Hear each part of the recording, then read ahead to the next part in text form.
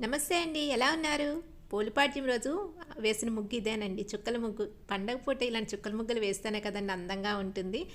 ఈ పాడ్యం రోజు మేము ఏమేమి వంటలు చేస్తామనంటే స్పెషల్‌గా చేస్తారు కదండీ. ఒక్కొక్క పండగకి ఒక్కొక్క స్పెషాలిటీ ఉంటుంది కదా! సో, మేము ఈ పండగకి ఏ ఏ విధంగా చేసుకుంటామనేది నేను చూపించబోతున్నాను. దానికంటే ముందు ఆ అరటి డొప్పలుంటాయి కదండీ. దానికోసం తిరగని ప్లేస్ అంటూ లేదండి. మాకిక్కడైతే దొరకవు కదా! కార్తీక పౌర్ణమి టైంలో అమ్ముతారండి. అదే లాస్ట్ రోజు కదా వాళ్ళకి కార్తీక మాసం. అప్పుడు దొరుకుతాయి.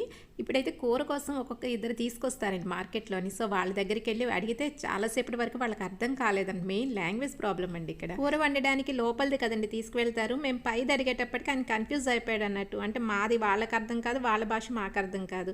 అయితే కట్ చేసిన తర్వాత ఇలాగ పైదొక్కటి తీసుకొని డబ్బులు ఇస్తుంటే ఆయన అంతా వద్దు, ఒక్క రూ. 10 ఇవ్వండి అనేసని అన్నాడు అన్నట్టు. ఆ రూ. 10 మాత్రమే తీసుకున్నాడు ఆయన. చూసారు అక్కడ రెండే ఉన్నాయి. సో, లక్కీగా దొరికిందండి. లేకపోతే ఏం చేద్దామా అని చెప్పి చాలాసేపు ఆలోచించాను అన్నట్టు, దొరకకపోతే ఏంటా అనేసి. లక్కీగా దొరికేసింది. ముందు రోజు నైటే అన్నీ కూడా చేసేసుకున్నానండి. అంటే ప్రిపేర్ చేసి పెట్టేసుకున్నాను. ఆ ఒత్తులు అవన్నీ కూడా నెయ్యిలో వేస్తే కొంచెం గట్టి కట్టినట్టు అవుతాయి కదండి, ఈజీగా ఉంటుంది.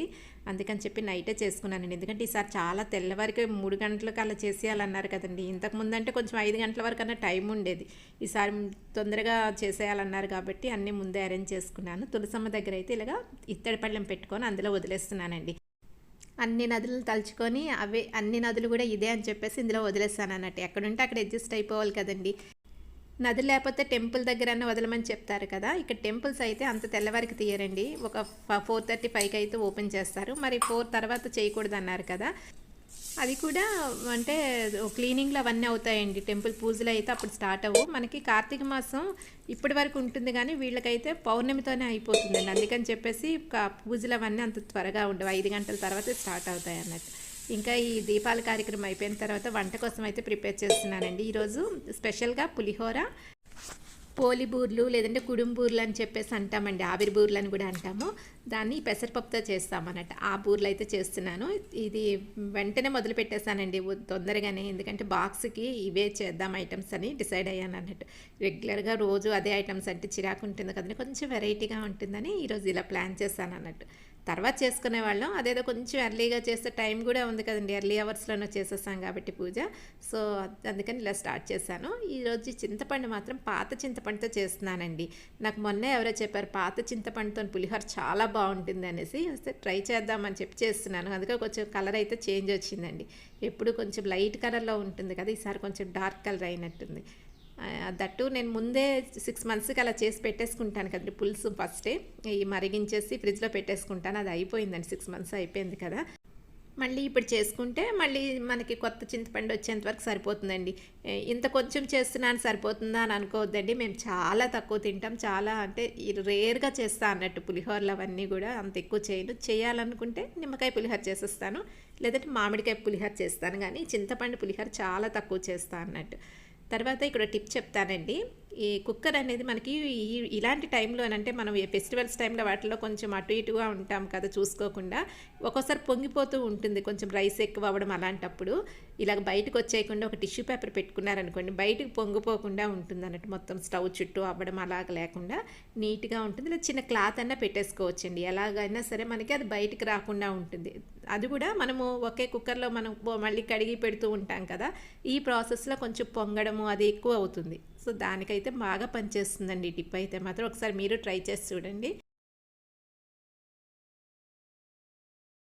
నెక్స్ట్ మనం వంటలు చేసేటప్పుడు ఇలాంటి టైంలో అంటే పండగల టైంలో వాటిల్లోని టైం ఎక్కువ అయిపోతుంది కదండి. అలా కాకుండా ఉండాలంటే ఇలాగ మనం ఒక తర్వాత ఒకటి మనం ముందే అరేంజ్ చేసుకొని స్టవ్ ఆఫ్ చేయకుండా, అంటే ఒకటి దించిన వెంటనే ఇంకోటి మనం పెట్టేసుకుంటూ ఉంటే మనకి టైం చాలా సేవ్ అవుతుందండి. అంతేకాకుండా మనం ముందే ప్లానింగ్లో ఉన్నామనుకోండి, అంటే ఈరోజు ఈ ఐటెం చేయాలి ఇలా చేయాలనుకుంటే అది చాలా ఫాస్ట్గా అయిపోతుంది అన్నట్టు వంట. తర్వాత నాకు టీ అవుతుందండి ఒక పక్క, ఇంకో పక్క కుడుము పెట్టాను బూర్ల కోసమని. ఈ లోపలే పులిహోర కోసం నేను అన్ని ఇంగ్రీడియంట్స్ అన్నీ తీసేసుకుంటున్నానండి. నెక్స్ట్ పాకం కోసం బెల్లం పాకం పెట్టాలి కదా, దానికి రెడీ పెట్టుకొని అది కూడా పెట్టేస్తున్నాను. అయితే ఈ బూర్లు ఎలా చేయాలని నేను ఆల్రెడీ వీడియో అప్లోడ్ చేశానండి, ఫుల్ వీడియో. సో, అందులో చూస్తే మీకు క్లియర్గా అర్థమవుతుంది. ఈ టీ తాగి వచ్చే లోపల కుడుమనేది రెడీ అవుతుంది, పాకం కూడా రెడీ అయిపోతుందండి. ఒక 2 మినిట్స్ బ్రేక్ అన్నట్టు. రైస్లోకి ఆలూ ఫ్రై చేద్దాం అనుకుంటున్నానండి. ఉడికించింది ఉంటుంది కదా, ఆ ఫ్రై చేద్దాం అనుకుంటున్నాను. అందుకని చెప్పేసి బంగాళదుంపలు కూడా ఉడికించుకోవడానికి పెట్టేసుకున్నానండి. బెల్లం పాకం దించేసిన వెంటనే బంగాళదుంపలు అనేవి ఉడికించుకోవడానికి పెట్టుకున్నానండి. కుడుం దించిన వెంటనే మనకు పులిహోరకి పోపు పెట్టాలి కదా, దానికోసం పెట్టేసుకున్నాను. ఈ కుక్కర్ విజిల్ వచ్చే లోపల నాకు ఈ పోపు అనేది అయిపోతుందండి. ఈ పోపు అయిపోయినప్పటికీ మనకి రైస్ ముందే పెట్టుకున్నాం కాబట్టి ఈ పులిహోర కలపడానికి చాలా ఈజీగా చల్లబడిపోయి ఉంటుంది కదా. సో అందుకని చెప్పేసి ముందే మనం రైస్ వండేసుకుంటే సరిపోతుంది. ఈ రైస్ కూడా నేను నార్మల్గా పసుపది వేసి వండుతారు కదండి, అలా చేయలేదండి. మనకి రైస్లోకి అంటే నార్మల్గా అన్నం నార్మల్గా తినడానికి కూడా పనికొస్తుందని రెండిటికి కలిపి ఒకేసారి వండేస్తాను అన్నట్టు, మళ్ళీ 2 సార్లు వండుకున్నాను. అందుకని పసుపు ఈ పోపులో వేసేసుకున్నాను మనకి సరిపోవడానికి. ఇది కలిపిన తర్వాత ఒక అరగంట అలా వదిలేసామనుకోండి, ఆ పులుపు ఉప్పు కారం మనకి ఏది తక్కువైనా అప్పుడు తెలుస్తుంది. తర్వాత మరొకసారి కలుపుకుంటే మనకి పులిహోర అనేది పర్ఫెక్ట్గా వచ్చేస్తుంది అన్నట్టు. ఈ లోపల బూర్లు కూడా రెడీ అయిపోయింది. మొత్తం ఉండల్లా చేసి అంటే లడ్డూల్లా చేసేసుకొని మనం ఈ ఆయిల్లోని ఫ్రై చేసేసుకుంటే మనకి బూర్లు కూడా రెడీ అయిపోతాయండి. ఇక పాపడ్ ఏదైనా కావాలంటే ఇదే ఆయిల్లోని వేపేసుకుంటే పాపడ్ కూడా మనకి రెడీ అయిపోతుంది. అంటే ఒకే టైంలోనే మనం ఇలా పెట్టేసుకుంటే టైం సేవింగ్ అవుతుంది, గ్యాస్ సేవ్ అవుతుంది. అందులో ఇలాంటి బూర్లు అవి చేసినప్పుడు కొంచెం ఓపిక్గా చేయాలండి, లేకపోతే కలర్ అయితే చేంజ్ అయిపోతుంది, ఒక్కొక్కటి ఒక్కొక్కలాగా వస్తుంది. అందుకని చెప్పేసి కొంచెం ఓపిక్గా చేస్తే అన్నీ ఒకటే కలర్లో వస్తాయి. చూడగానే ఒకటి తీసి నోట్లో వేసుకోవాలనిపిస్తుంటుందండి ఇలాంటివి చేస్తే. తర్వాత రైస్లోకి ఉత్త ఆలూ ఫ్రై అండి, అంటే బాయిల్ చేసేసాం కదా అలాంటి ఆలూ ఫ్రై చేశాను. ఇలాంటి పండుగలప్పుడు మాత్రం కూరలు చాలా సింపుల్గా పెట్టుకుంటానండి. ఎందుకంటే ముందే హెవీగా ఉంటాయి కదా, మళ్ళీ మసాలా కూరలు ఇవన్నీ అంటే ఇంకా హెవీ అయిపోతుంది మనం తినడానికి. అందుకని చెప్పేసి ఇలా సింపుల్గా ఆలూ ఫ్రై అయితే చేసుకుంటాను. కొంచెం రసం పెట్టేసుకుంటే సరిపోతుంది అన్నట్టు, ఇంకెక్కువ ఏం చేయనవసరం లేకుండా.